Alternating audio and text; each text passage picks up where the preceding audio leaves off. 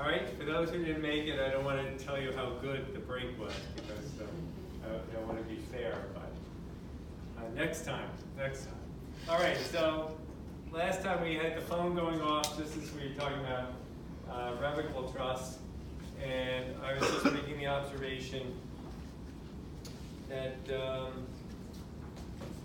people will ask me this.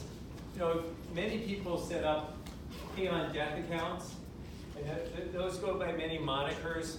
Like you set up, or an elderly parent sets up a trust, and they don't set up a trust, but they set up a bank account that says, upon their demise, gets paid automatically to person A, B, or C, right? But keep in mind, until their death, they retain the right to pull that money back to them, right? So it's an incomplete gift, and it's essentially considered a revocable trust, right? Even though it doesn't say trust instrument at the top, it's treated for tax purposes, and the bank will issue the 1099 to the person who set it up, not to the people who is payable on death, because last I checked, death hasn't happened yet, right? So these are paid on death accounts, are treated as revocable trusts. We have the revenue ruling 62-148, you know, just says, look at the last sentence, the last paragraph on page 293. It is held that the depository in the instant case is treated as the owner of the trust under the provisions of 676 of the code and is required by 671 to include the income. So again, anything revocable, guys, you didn't have to come to tonight's class to think, hey, that's going to be ignored for tax purposes, right? The only thing that I will add to this, is item 3 in the illustrative material. There's a revenue rule where if I set up a trust and I name Simone as the trustee, and it doesn't say pay it back to me, but you have the discretion to pay income and principal back to me. You have discretion to pay it back to me. So suppose I think, and this is where the context in which it comes up. Suppose I think in 2 or 3 years, maybe I'm a physician, I may get sued, and you know that if I set it up once a lawsuit has started, that's considered a fraudulent conveyance, right? Too late once a lawsuit is started. But suppose I set it up, what's called a self-settled trust, where I set up the trust, and I get a friendly people like Simone, who's going to be the trustee, and Simone has a discretionary ability to give me the property back. Well, there's something called the creditor's rights doctrine. It says essentially that if my creditors can get to those funds, if my creditors can, then it's going to be considered a grantor trust, because theoretically I can go high in the hog into town, spend a lot of money, and put myself in debt, and because I'm really using this trust as a repository to keep it from creditors, many states say those kind of self-settled trusts are subject to the claims of creditors, that my creditors can get access, and if my creditors can, that's like an indicia of control, right? So it would be treated as a revocable trust. But I do want to point out that under the laws of certain states, like Alaska, to attract capital to those states, they have said, oh, we'll create laws that will protect people like Solid who set up trusts in Alaska, and if you name an Alaskan trustee, help the Alaskan economy, and your creditors come after you, they can't get access. So just so you know that many states have vied to attract capital within their borders and try to keep their banks very busy. There is a little bit of momentum with certain states so that you can set up these trusts to avoid creditors' claims. Just sharing it with you. All right, there's some easy problems the authors give us, 4-16. Assume the facts in 4-12, except that the trust is revocable. Well, is that going to be considered a grantor trust, guys, if the trust is revocable? Yes. Yes. So for those watching on the videotape, Code Section 676 would apply. That would be considered a grantor trust. Assume the same facts in 4-12, except the trust is revocable by G, but only with the child's consent. Child is a, Subservient, or whatever. say again? Oh, dependent, subservient. Adverse. Adverse, okay. That's the adverse party. This would not be considered a grantor trust because the child have to say no. What's my authority? Regulation 676A-1. I'll repeat, 676A-1. So this is non-grantor? Right, because the child is apt to say no. You can't revoke the trust. They have an adverse interest. And finally, 4-18, assume the same facts as 4-12, except that the trust is revocable by grantor, but only with the trustee's consent. So I set up a trust with $1 million, Simone's the trustee, and I can only revoke it with Simone's consent. Are you going to get in my way, Simone? No. Is it a grantor trust? Yes. Yes. Everyone agree? Because that's a non-adverse party. The authors are just trying to draw this distinction between adverse versus non-adverse. And in 4-18, it's a non-adverse party. Everyone agree?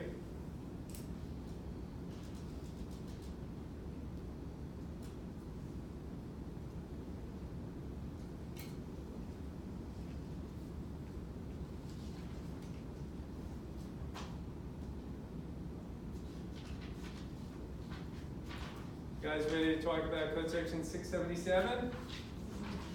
Just gonna go right in order, right guys? Two more to go.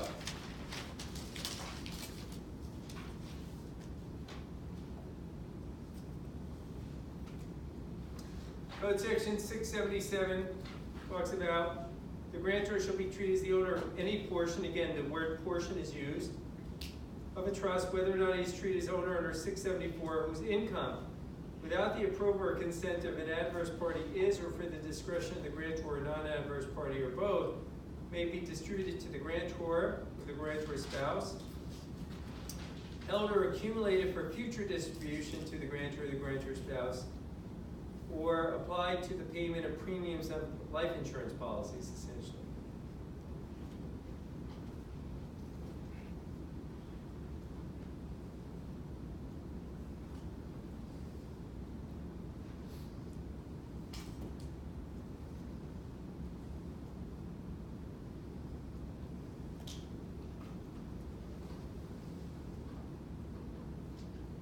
Okay?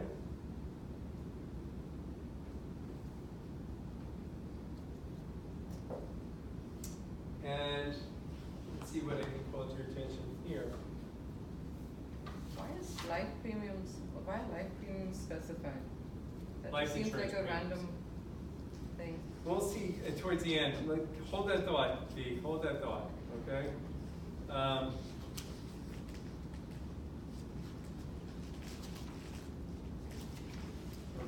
So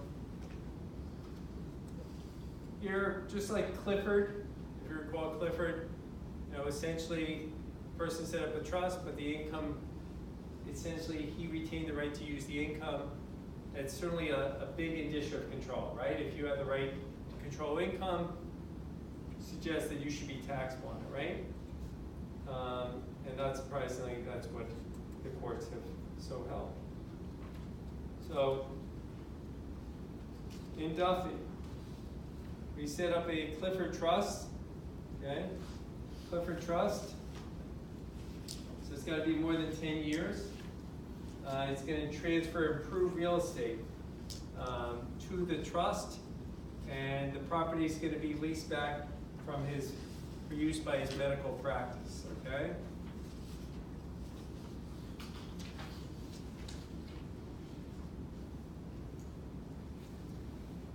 And here's the terms. During the term of the trust, the trustee had discretion to pay income and principal to the children for their education, maintenance, and welfare. And here's the problem. Income not distributed would be accumulated.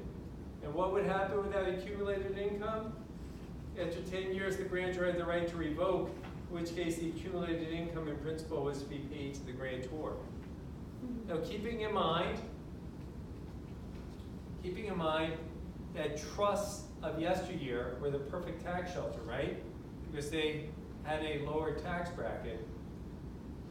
Just think if you could park your funds in a trust, let the trust be subject to tax on the income generated. Wait 10 years, wash it through the trust, and then take that accumulated income and grab it back. Not a bad deal, right? And the taxpayer's argument is this isn't a grantor trust because he didn't have control over the income for a 10-year period.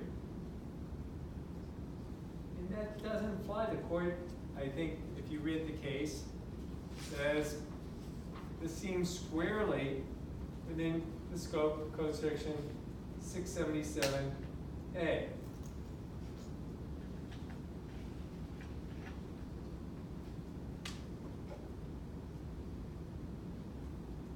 And there's no adverse party here, because if you read Code Section 677, it talks about maybe an adverse party wouldn't nullify this, but Provident Bank is named as trustee. And as such, it's not considered an adverse party. So you read this and, clearly I think, I don't know what attorney or accountant set up this trust at the time, but it was going to run afoul of Code Section 677. Karen, were you going to say something? I thought this one was because the income was allowed to accumulate, then, okay, so if the bank was on your side, they go, oh, we're never going to pay anything out to the kids, it's going to accumulate, so then you're going to get it all back at 10 years. That's what happened. Yeah, but the bank is still considered a non-adverse party? Definitely. There's no skin in the game. To the contrary. Oh, right, the bank is going to be okay. acquiescent to whatever me I want, right? Because it wants my business.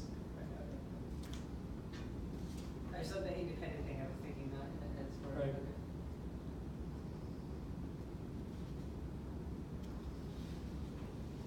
So, you guys can read the material, the Revenue Ruling 58-242 deals with the issue of capital gains in the context of another Clifford trust. This trust was 10 years and 6 months. And the question is, in this case, the capital gains got accumulated. And we saw this before when we were talking about reversionary interest. I pointed out Code Section 677A2, not A1, but 677A2, that says if capital gains can be accumulated, guess what? The capital gains are going to be subject to tax in the hands of the grantor. So remember, and this is spelled out on page 301, the first, second, third paragraph. Under the laws of the state in which the trust was created, capital gains realized by the trust must be added to the trust corpus. Since the principal of the trust is to be paid over by the trustee to the grantor in 1966 or by the earlier death of the beneficiary, any capital gains realized by the trust must be held or accumulated for future distribution to the grantor. So essentially, the grantor, in this case, may not have received the income, but if the trust sold Apple stock or Google stock or name IBM or companies that were in existence back in what year? 1958. Certainly Google was not in existence. Those capital gains should be taxed to the grantor because the grantor ultimately is going to get his or her hands on it, right? So the authors are just trying to illustrate Code section 671A1 and then illustrate 671A2. And Karen, or I think it was you or me, on page 302, let's just make this observation. Item 4 on page 302. Those 677A3 seems to apply whenever the grantor or non-adverse party can apply trust income to the payment of premiums on the insurance policy on the life of either the grantor or the grantor's spouse. The courts have substantially limited scope. So let me just, if you read code section 677A3, notice it says that the word may, preface, at the very top of 677A, it suggests that if the income may be used for the payment of premiums, then it would cause it to be a grantor trust, okay? So just picture, if you will, trust has property worth $1 million in it, and it generates rental income of $100,000. Everyone got that? Trust has property worth $1 million, generating rental income of $100,000. Theoretically, if, again, Simone, you're my trustee, you could use that $100,000 to pay life insurance premiums, right? And that would always make the, I mean, theoretically, every trust in the world that generated income, unless there was a restriction in the trust document, Simone or any other independent trustee could always use the premiums, right, to pay, could use the income, excuse me, to pay for life insurance on my life, right? So that would make any trust, unless it said it could never be used, as a potential grantor trust. So if you keep reading, however, and this is why you just can't read the code and say, gee, I know the law. You always have to go further. Because here it's clear, it says that in order for 677A3 to apply, a specified insurance policy must actually exist. Moreover, even when such policy does exist, the grantor is subject to taxation only on income actually used to pay the premium. So, is that, in the example I just gave you, if Simone doesn't use the $100,000 to pay for a premium on my life, it's not going to be considered a grantor trust despite the language of the code.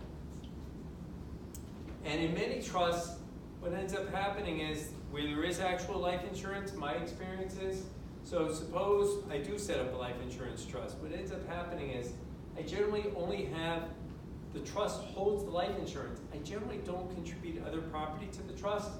And when premiums are due, I make gifts into the trust to pay for the premium. So very few so-called insurance trusts actually own income-producing property. I'm just, as a practical matter, 99 out of 100 trusts that own life insurance do not own additional property. That's my experience, that they only own life insurance. They may own more than one policy, they may own 3 policies, but they don't own income-producing property. Everyone got that? So this code section 677A3 doesn't come up with any real frequency. Let's see if you guys can figure out when code section 677A1 or 2 come up. Look at the problems 4-19 and 4-20. G, grantor creates an inter vivos trust. The trustee is authorized to distribute such of the income to the grantor's sister as the trustee in its sole discretion sees fit. Upon the expiration of the years long enough to avoid application of 673, okay? We're going to avoid the reversionary interest problem, right? So let's say the trust goes out 30 years, just hypothetically. The trust is to terminate, and all of the trust property, including undistributed income, is to be paid to G. First National Bank is trustee. This code section 677 treat G as the owner of any portion of the trust.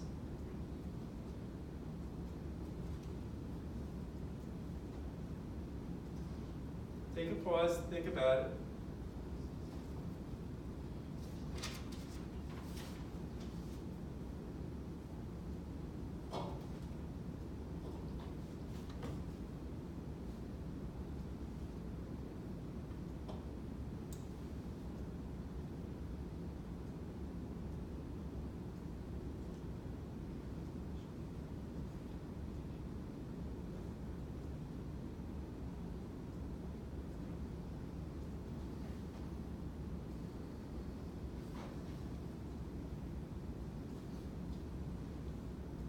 the first set of facts, grantor trust or non-grantor trust? Did I get there? I think grantor trust. Why? First National Bank is a trustee, so it's a non-adverse relationship, It's not adverse, everyone agree? right? And can the income be accumulated for the benefit of the grantor? Yes, Yeah. because Yes. it's going to be paid to G at the end. It's going to be paid to G, and there's no mandatory income payment out to the sister, right? Right. And the capital gains can be accumulated for the grantor too. So this is a grantor trust as to the whole.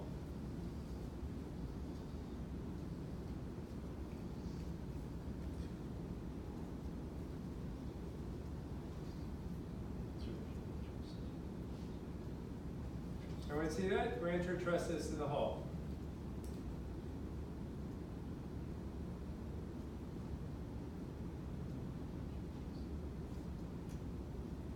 What if the sister were the trustee? Would that change your answer?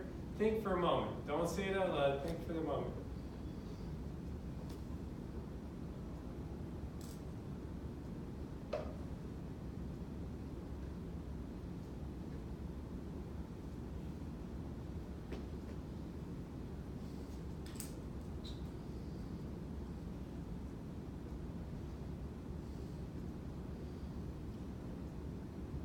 Grantor trust or not?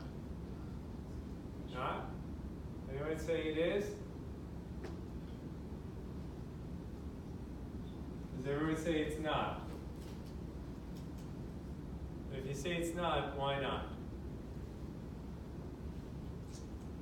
So S is The sister, not the spouse. S is the sister, and she's. Do I have this right? Is she the trustee? She's S the- is, so you have an adverse relationship right there.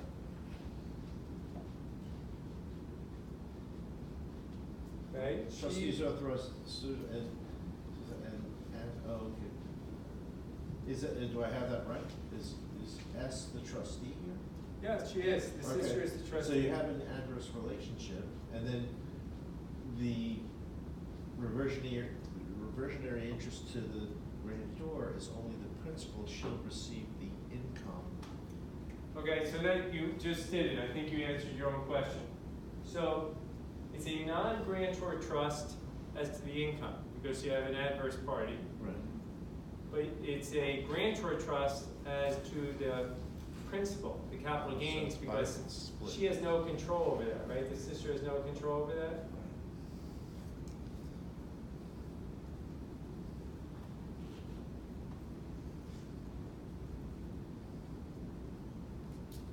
So grantor to the principal, non-grantor to the income. Right. All right, let me say it one more time slowly for the tape and for me. So grantor trust to the principal, Right, non-grantor trust to the income. you got it. Right. And that makes sense because Yeah. the grantor can't run hog wild over it. 4-20, assume the same facts as 4-19, except that upon termination of the trustee is to be paid only the trust principal accumulated, only the trust principal accumulated income is to be paid to S. I think we just answered that. So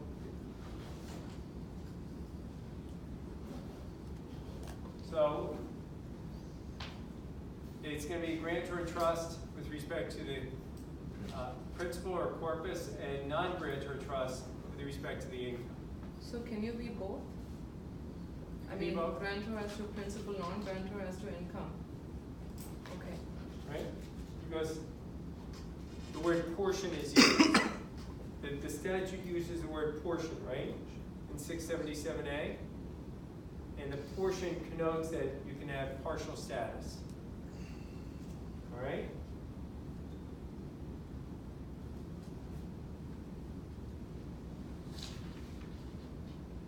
We're down to one code section, right, guys? Section 678. Nope, I'm sorry, we didn't get there yet. discharge of obligations. Okay, thought we were moving on, but nope. So,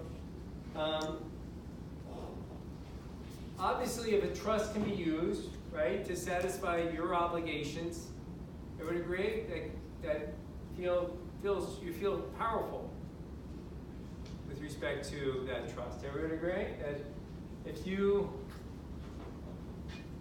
control something, that I can control. Simone just disappeared. She had to get home for her kids. But if I could direct her to pay, or she was obligated to pay my debts, I feel enriched as a result, right? But that's my trust if I'm the grantor.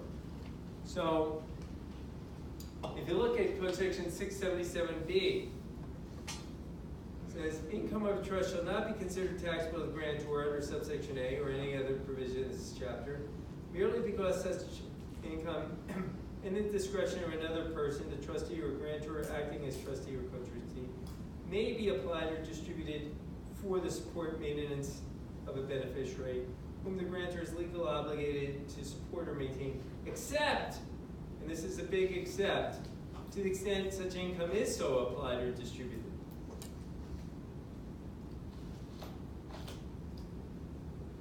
So, the mere existence of the power, sometimes merely having the power triggers grantor trust status, but that's not the case here. It's just like the loans under 675, the mere existence is okay sometimes, but if the loan is actually extended, it's a problem. Similarly, this is a problem if the funds are actually utilized. Okay?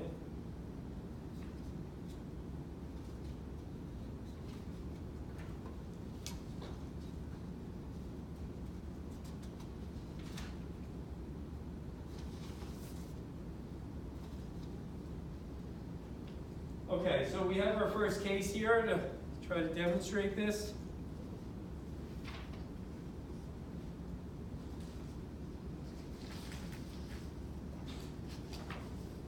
And here the grantor sets up 3 trusts, transferring stock in a corporation to the trustee. And under the terms of the trust, the trustee was required to pay federal gift tax, okay? So get the visual. If you transfer, you're the grantor, you transfer stock. Normally when you make a transfer into trust, that constitutes a taxable gift, okay? That's chapter 12 of the Internal Revenue Code, beginning at code section 2501. Code section 2501 starts chapter 12 of the Internal Revenue Code, and there's a tax that is going to be levied, gift tax. And in yesteryear, the tax could be very significant.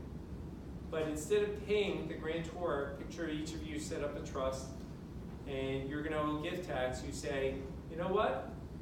I'm going to let the trust pay the tax, okay? But whose obligation is it to pay the tax, guys? Yours. You're assigning that obligation to the trust. Okay? And the question is, should that, in that context, should this trust, which was established, be treated as a grantor trust up until that time in which the obligation is satisfied? So everyone's shaking their head, which suggests either you read the case or just pure logic would suggest that, hey, this is meeting the grantor's obligation and therefore should be subject to tax. Okay, and that's the outcome. You know, you guys can read the case for yourself. That's what the court held.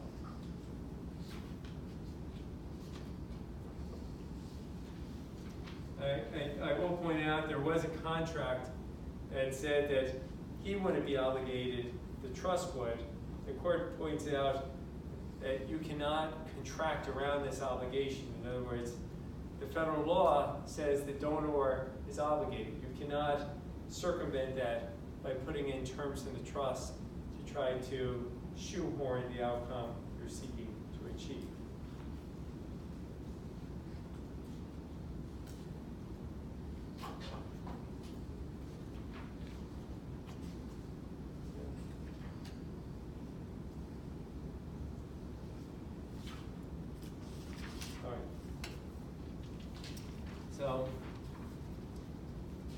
flip some more pages.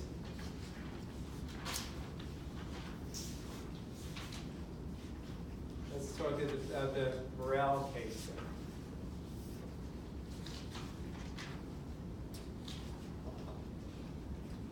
Here we have another Clifford trust. You can see that these trust guys, Clifford Trust, were just insanely popular in the day. He set up 4 different Clifford trusts for each one of his children. Income was to be accumulated until each child reached age 21. Thereafter, income was to be distributed to the beneficiaries for the remaining term of the trust. Trustee also had discretion to pay educational expenses. What happens in this case? There was a lot of educational expenses, right?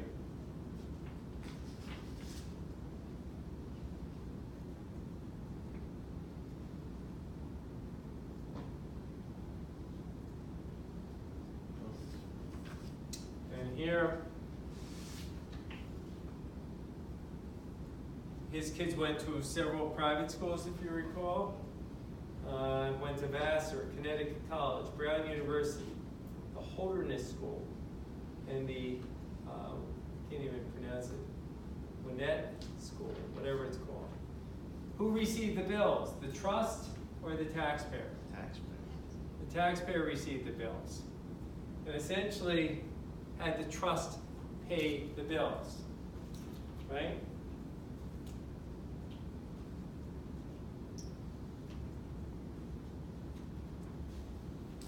And because he was expressly liable, at least he was clearly liable, his name was at the bottom, so to speak, for Vassar and Connecticut College. And with respect to the other schools, even though he wasn't expressly on the agreement, it was implied that he was obligated. So,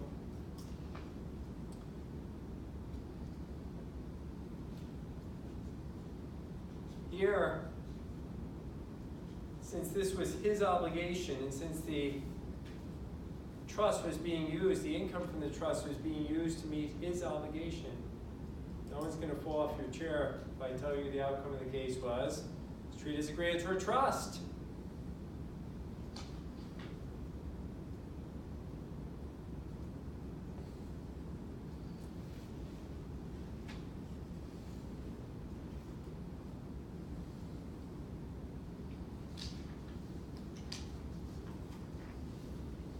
Okay, so this is pretty easy. You know, some of the cases here are pretty opaque.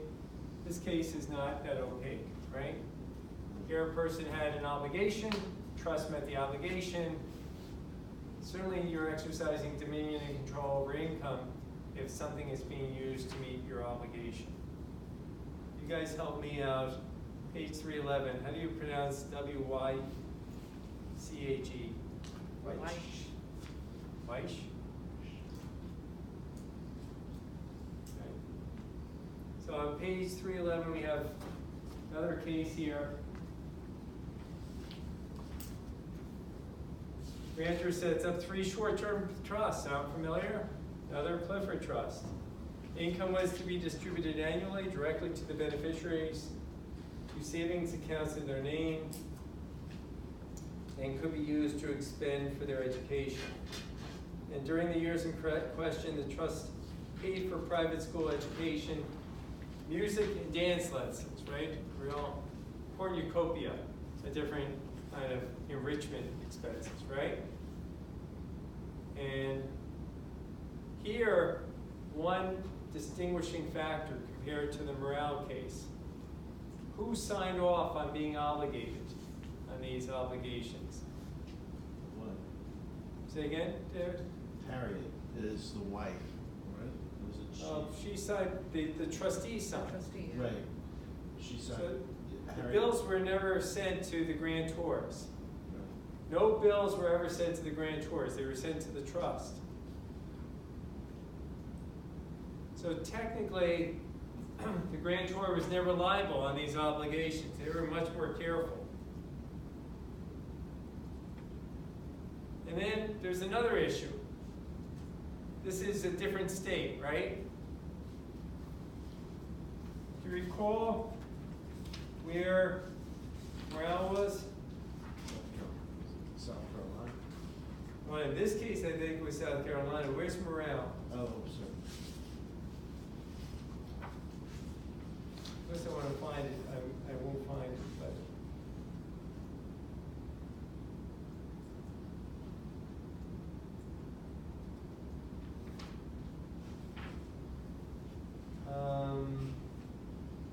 I can't find it where they resided, but one thing's for sure, it was not South Carolina. Because each state is gonna be a little bit different.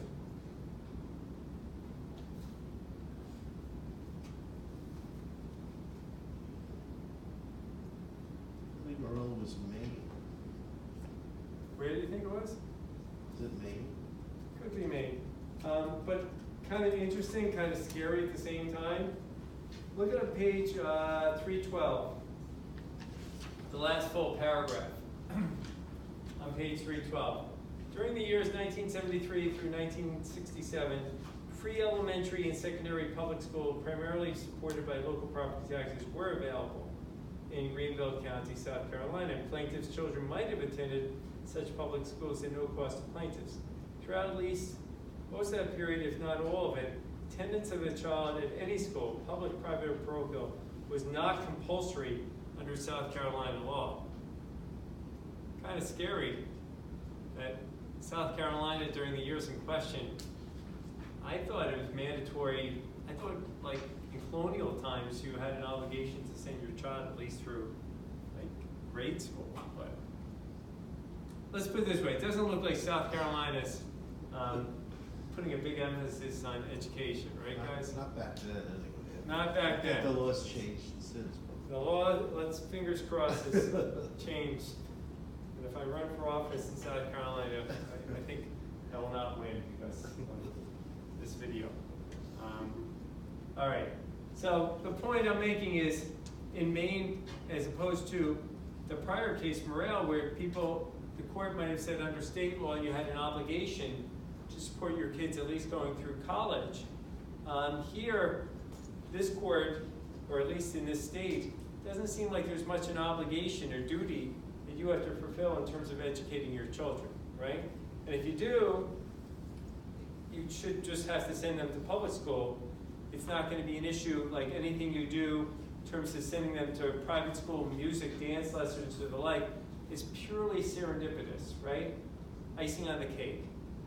Nothing to do with where you should feel compulsory to do that. So, as a result, who prevails? Is this a grantor trust or non-grantor trust? It'd be a non-grantor trust, right? This is not being used for the satisfaction of the grantor. Agreed? The money's here. The income here is not being used to satisfy the obligations of the grantor. Oh, so they were able to get away with it just because the bills were sent to the trustee? Combination. Okay. The obligations rested with the trustee, not with the grantor. And secondly, even if it were an obligation of the grantor, it wasn't a legal obligation, right? It was gratuitous. And this, if you read the language of the statute, it says that you're fulfilling an obligation of support, but support does not extend to these things, these kind of expenses. Just if you had any ideas saying good or bad, if you look on page 315, in the illustrated material, there's this Braun case which is decided in New Jersey. And in case you get any of the wrong ideas, essentially New Jersey believes that education, in contrast to South Carolina, is held in a lot more esteem, and then parents have an obligation to send their kids to high school and college. All right, so College? College too, yeah. college too. That's unusual. My parents didn't pay for my college. Go ask for a refund.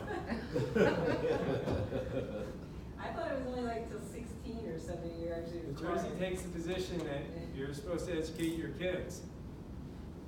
Pretty strict. So I don't know if you think you live in the right or wrong state, but that's the way it is here. 4-21.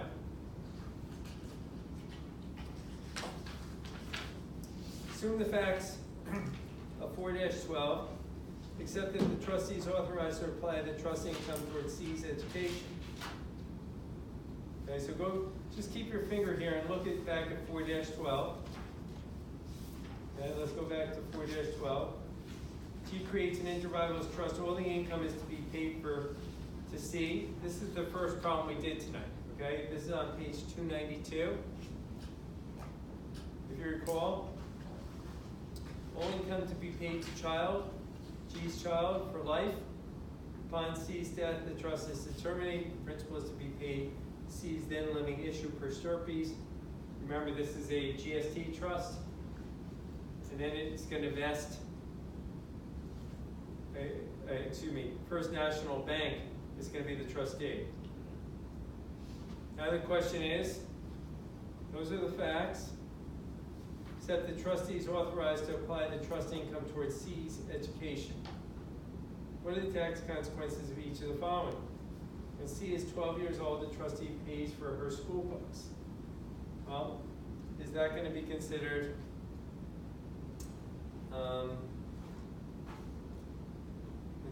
would that, to the extent, let's say the school books cost $300 and the trust generates $100,000 of income, would that $300 be taxable to the grantor? What's your gut? Is that a hell yes? Yes. Sure, even in South Carolina, I think. Okay, even in South Carolina. Because I think the parent has a duty to pay for the kids' books, right, at age 12. Agreed? Right. Certainly the trust is fulfilling that duty. How about if the child is 12 years old? What about ballet lessons?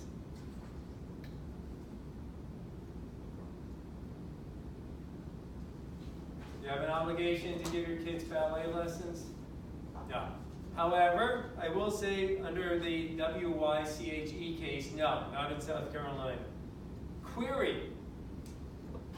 In New Jersey, it might be more expansive, so I don't want to confuse your notes. But I will say it's probably not, but I will also just parenthetically raise that in New Jersey it might be, but an open issue. What about 17 years old? Pay your tuition at Rutgers, if your child is going to Rutgers. Would you have an obligation, guys? Would it be considered a grantor trust?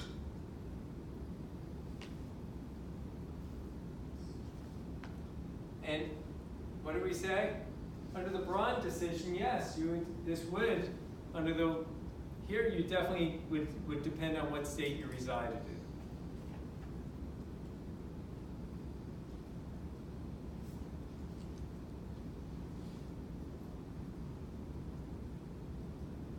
Question D.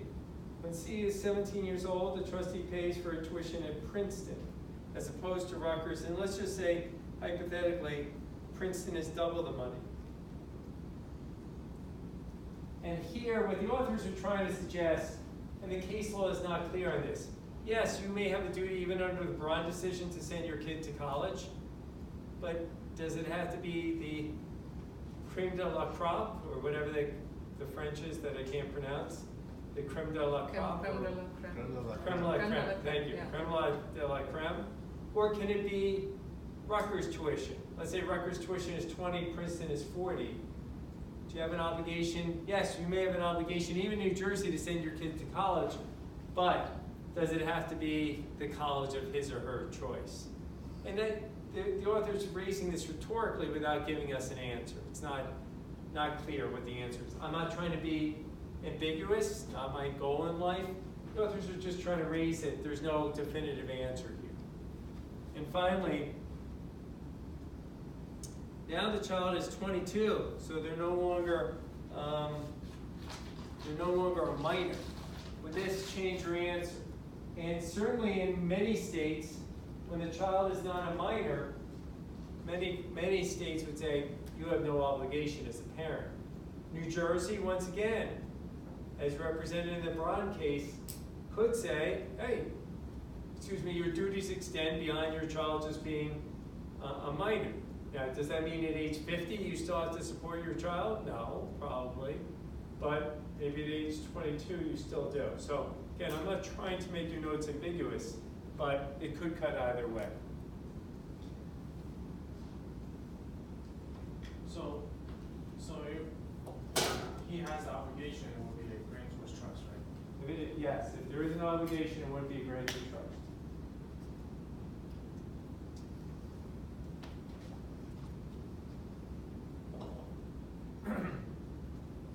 Okay, page 317, we begin our final leg of discussion here on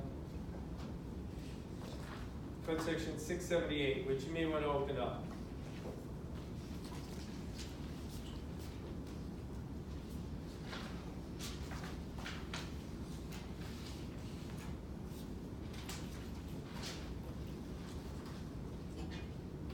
Six 678 says a person other than the grantor shall be treated as the owner of any portion of a property. So this is not the grantor who's going to be treated as the owner.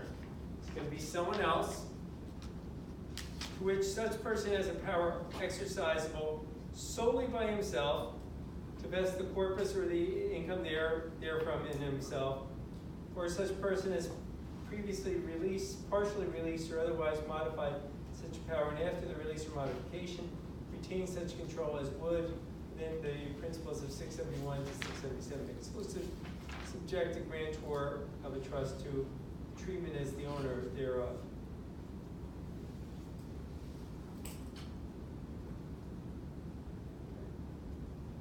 And by the way, if you look at 678B, if the grantor is taxable, the grantor rules trump Code Section 678. In other words, someone other than the grantor can be considered taxable, but if the grantor trust rules apply, that trumps this rule. And we'll see in a moment what that means. Where did this all start? Well, you remember the Clifford decision gave rise to the Clifford Trust, and Miranda gave rise to the Miranda decisions, or the Miranda rights. And here we have Mr. Mellencrot, which is not the easiest name for many people to understand, but you could add this to your list of cases that people who know subchapter J will refer to. Oh, they have a Mellencrot power. I kid you not. Mellencrot, okay? So, Mellencrot. 3 syllables, you gotta get it down. And here in this case, a person, if you look at the top of page 318, the second line down, by the terms of the instrument creating the trust, this undistributed income was payable to petitioner annually upon his request, but if not paid to him at his request, was added to the corpus. So the question is, who should be taxable? Let's say the trust generated, in my example, $100,000. In other words, I set up a trust contributing $1 million into the trust. Trust generates $100,000 of income. I give Ming the right to withdraw the $100,000, right? And she could have a month, 6 months, whatever time period she wants to draw down the income. And to the extent she doesn't draw it down, it gets contributed to a trust for her benefit. So she has this right to grab it, but if she doesn't, it gets contributed to the trust. And then going forward, the trust would have 1.1 million, and she would start earning, say, the income on the 1.1. And the question is, who should be taxable on that $100,000? And you can see, here's a shocker, she had the right to pull it out. That's a lot of dominion and control over that property. Everyone agree? She could use that money any which way. And we know, guys, you know from the assignment of income cases, that when you have, even if you don't have direct control over property, you have indirect control, that usually suffices to trigger income tax, an income tax event, right? And consistent with that, in the Mellencroft case, the right to draw that down, if you look on page 319, the first full paragraph, it's only 3 lines long. The respondent here is the IRS, determined that the undistributed income for each of the years was taxable to petitioner. Petitioner had very large taxable income. The tax court can sustain the respondent's determination. And the case goes through all the control and addition, all sorts of things that we have seen before. If you look at the last few lines on page 322, since the trust income in suit was available to petitioner upon request in each of the years involved, he had in each of those years, quote unquote, realizable economic gain necessary to make the income taxable to him. Right? No shocker there.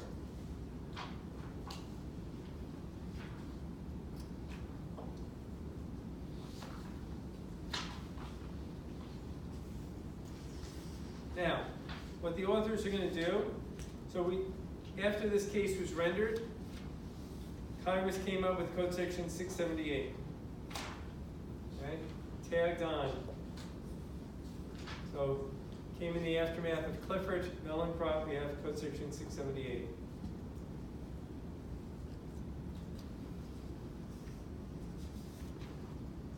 And what the authors do in a series of rulings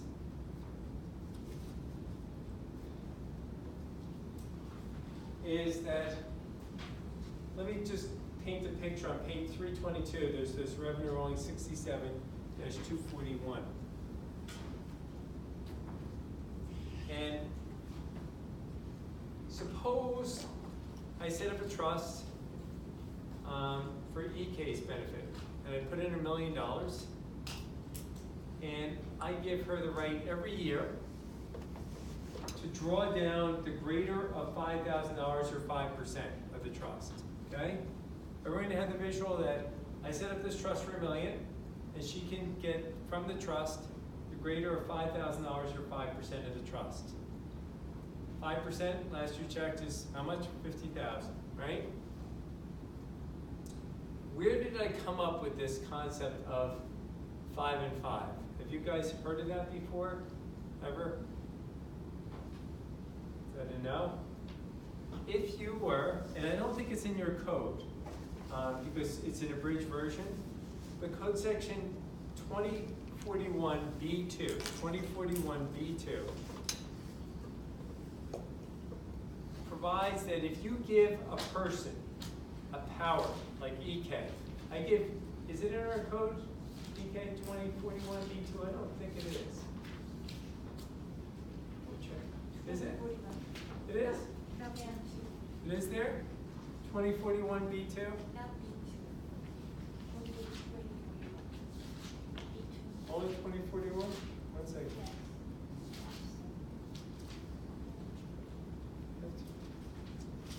You know what? It is here. If you have the 2019 version, page 748. You have 2019, EK? Look at page 748. 730 on the other one. Page 730 on the other one? B, you said B. I'm sorry, 731. I'm sorry. Page 731 on the 2018 version? Lots of power. Yeah. You see it on lapse of power? Yeah. You see that $5,000 or 5%? In the realm of the estate tax, if you let this power, if you have this lapse of a power essentially, it does not trigger a general power of appointment. In other words, many trusts have a so-called 5 and 5 power because it gives the beneficiary the flexibility of being able to unilaterally, without the trustee's permission, draw down the greater of $5,000 or 5%. And even if the trustee is recalcitrant and says, well, I don't think you should get that money, it doesn't matter. You can draw it down, okay? Doesn't matter, you can draw it down. So it is a very common provision that many trust documents have. Having said that, does that create the equivalent of a Mellencrot power, where I set up this trust with $1 million, and EK can draw down the greater of $5,000 or 5%, and the trust generates $100,000 of income, right? Everyone see, like, the way it invests, it generates rental income of $100,000, but EK can get towards $50,000 of that. Do you think EK should be taxed on $50,000 of income? And that's what the Mellencrot case says. So you might think, who would ever set up a trust where the beneficiary is going to be subject to income tax? But this is one of the few times, but it does come up a lot, where if you have a 5 and 5 power, that people like EK can be subject to tax as a beneficiary. But are these cases brought that often? Because there's a lot of, a lot of people screw this up, okay? Let me tell you why. I just told you about a case where I put $1 million in, generates $100,000 of rental income, and no distributions are made. It's supposed to EK. You know what a lot, no offense to the accountants of the world, everyone's busy, they're focusing on what they need to get the return done, they want to do the Form 1041. Guess what? They're probably going to include all $100,000 on the Form 1041. And is the IRS going to complain if the accountant keeps all $100,000 on the tax return? No, because it's going to be subject to a higher rate of tax. Everyone agree? But truth be told, $50,000 should have ended up on EK's return. But there's a lot of mistakes made out there. And even if she chooses, for some reason, not to take the 50. Doesn't matter, she has the right to. The right alone triggers the tax. So she'll be, even if she takes the 5, she'll be taxed on the 50. Even if she takes the 5, she should be taxed on the full 50. Right. Which makes sense. It's her choice not to take it. And just to make life can get really. Say again? I'm sorry? 5% of a million. 5% of $1 million. I'm sorry. And I say the trust generated $100,000. Oh, the greater, okay, because I see, what if you didn't even make 5,000? Okay, I was thinking lesser, all right, never mind, go ahead. But just to make life really complicated, and this is why a lot of accountants just turn a blind eye to this, lawyers too. Just think about this as a practical reality. Is that going forward, what is really happening here is that EK is, even if she doesn't touch it, David, it's like she's drawing it down, the 50,000, and she's now contributing the property to the trust. Everyone agree? Because she had it, she could have, and now theoretically going forward, every year going forward, whatever income is being generated on the 50,000 should be taxable to her, right? She's now the grantor of that money. And because I set up this trust where she gets to say the income from the private. And the point is, you can see how, if you look at the second part of Code Section 678, let me turn back to it.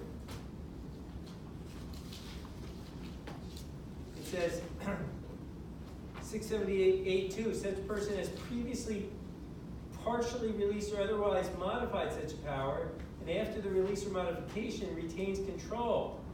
So, in other words, it's as if she contributed that 50,000, And if she runs afoul of code section 673, 674, 675, 676, do you see what I'm saying? And every year, her interest in the trust, as if she doesn't draw down the 50, would get greater and greater and greater. Right? Because it's as if EK each year, she had the right to withdraw it. If she didn't, it's as if she did and contributed back into the trust. It's a lot to absorb on a Friday night, but if you think about it, it makes a lot of sense.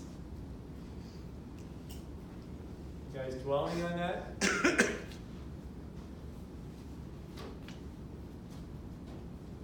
All right. The authors point out there's a private letter rolling, 8545076.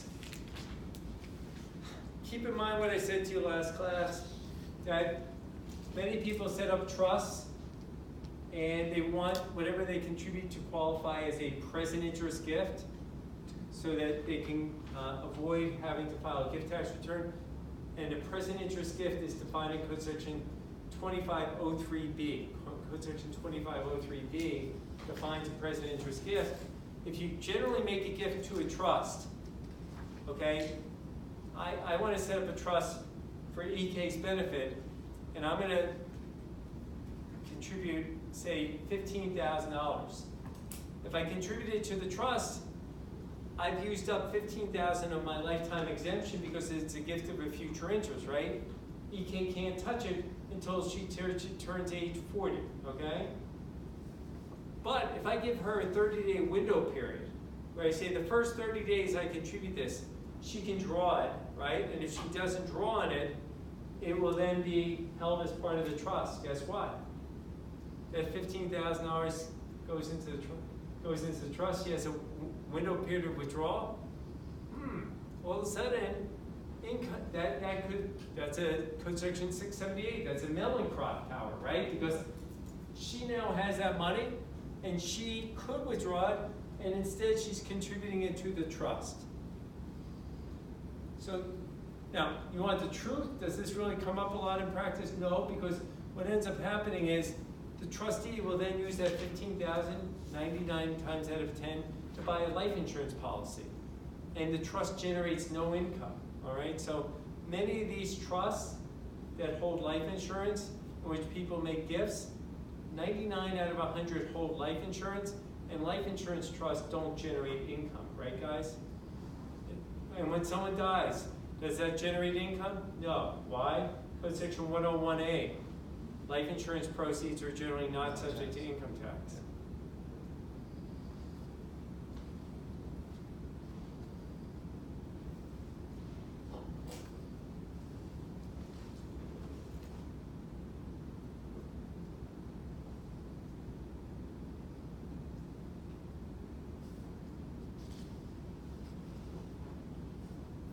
All right.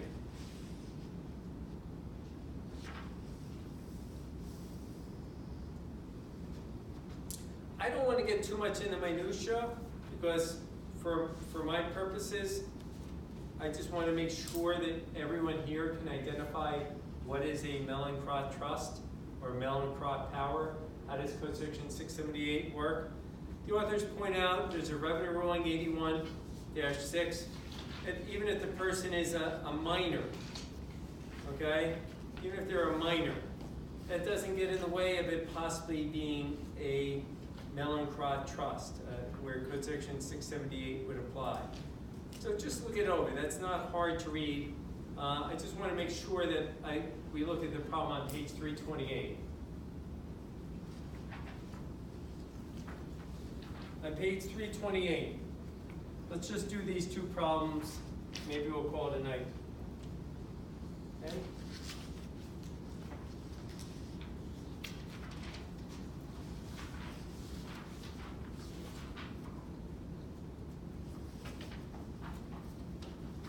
We have G creates an irrevocable inter-vivos trust for the benefit of her 3 children, A, B, and C. The terms of the trust authorize the trustee to pay income and principal to A, B, and C in such amounts and in such shares as the trustee deems appropriate. Okay, that's known as the sprinkling trust, right? The trust continues until the death of the last last to survive of G's children, at which time any remaining income or principal is to be distributed to G's then living issue per store piece. G names A as the sole trustee.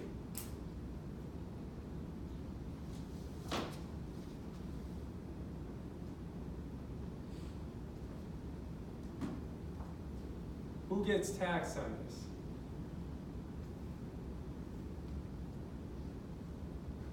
A. A, because couldn't A withdraw the entirety of what's contributed here? Everyone agree? A could withdraw the entirety of what's here, right? So this is non-grantor, but A, or grantor with respect to A? What is Let that? me say it again. It's a grantor trust with respect to A. A gets taxed on all the income. And here, for your notes, and for those listening on the video, B and C, whatever B and C do get, it's tax-free to them. What's my authority? Revenue ruling 69-70, which is on the next page, on page 329. So in other words, if it's a grantor trust, income is taxed to the grantor, right? And distributions made to the non-grantor are going to be tax-free, right? So any distributions made to B and C are tax-free. And probably, for your notes, although I wouldn't test you on this, probably a taxable gift by A to B and C, right? If A can take the entirety of the property and A decides to give it to B and C, it's probably a gift from A to B and C. Are gifts taxable, guys? No, Code Section 102A, right? So for your notes, again, the answer here, 4-22.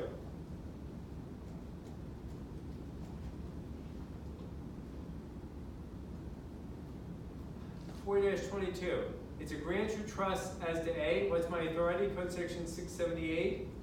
And distributions, if any, made to B and C are tax-free. Why? Revenue ruling 69-70.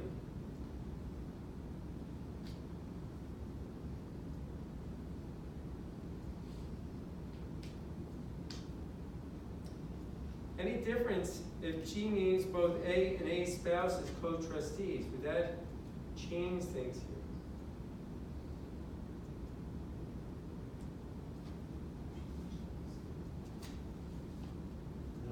No. No. The only problem is, think about this. Look at Code Section 678A1. It says such person has a power exercisable solely by himself. Everyone see that language? Is this power solely exercisable by himself? No, but you have, Yeah, but the spousal rule does not apply here. The code trumps it. It says this would not be a grantor trust. We'd be back in the normal subchapter J rules here. so even though the other trustee is a non-adverse. Party, but that doesn't apply in this context. The language of the code demands that it must be solely exercisable by yourself. We don't meet the requisite here. It's not going to be considered a grantor or trust for your notes. Just to drive you a little crazy. Now, let's just talk for 3 or 4 minutes and then we'll call it a night. What I propose that we do, because it's not a bad idea in case people have any questions on Wednesday, is if you look on page 329, we're going to look at the consequences. It's entitled Consequences of Grantor Trust Status. We're going to look at those consequences. There's not much here. It's pretty straightforward. It's only a few pages. The problems on page 334 are really good, just refresher. We're going to do what we've done in the past, which is look at D&I, tentative taxable income. It's going to bring chapter 3 and chapter 4 together. Okay, so I don't want to rush it right now because I want everyone to bring a fresh fresh mind, fresh attitude. I'm sorry, what page was that? On page 334. 333. Now, the segment that follows about, there's 2 pages that follow about collateral consequences of grantor trust status. I'm not that, we can just take 2 minutes later to look at disposition of installment notes, but the thing that do not worry about, do not read, I will not hold you. There's a section entitled distribution of deduction that doesn't come up, so don't, I'm gonna save you some reading for next class. You do not have to read those last few pages, okay? So fear not, there's that one case, it goes lots of pages, you're not responsible for it. So if you're listening on the videotape, do not worry about the estate of O'Connor, okay? It's not gonna be anything I'm gonna hold you accountable for. Now, the only thing is I critique this book throughout the semester. Now it's your turn to critique me, because now you're gonna read this chapter on charitable trust, and now you can say, gee, I wish we were back to using our textbook, but I hope not.